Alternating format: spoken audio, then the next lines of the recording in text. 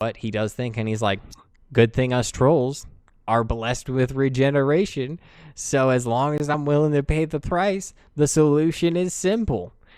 Terrible, but simple. What does he have to do? Kill someone? Something like that. So Vol'jin takes his glaive with his left hand, raising it high in the air, saying, I'm not going to close my eyes. I need to make sure that I'm precise with this. And as he brings it down, the blade whispering tears through his flesh and bone, cutting the mangled thumb from its hand as it gets sent flying off into the darkness, as Vol'jin refuses to let out a scream, instead biting his lips until they bleed as he rocks silently in the mud.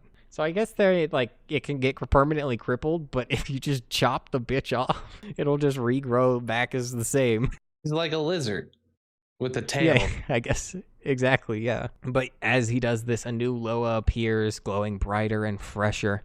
And this is the one that I mentioned before, that he says there seems to be something familiar about it, as if he has always known this spirit. And he begins slipping into another vision where he sees him leading a group of trolls through leaves, their burdens heavy, and his face carved with grief.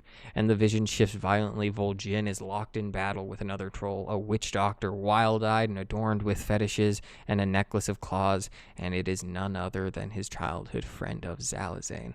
As his childhood friend fights with lethal intent towards him, chaos raging around them, the Loa's voice cuts through the class. You fight your own? Another Darkspear? The friend of your childhood?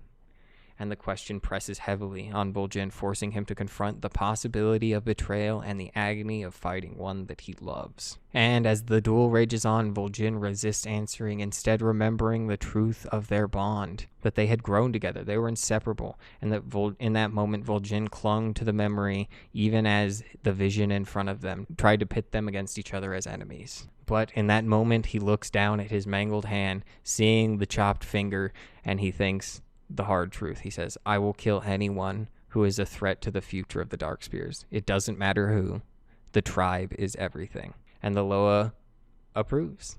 The familiar voice, unplaceable but praising, says, you didn't cut off the thumb to save your life. You did it to save your future. The Darkspears must be fierce. Be true. Endure.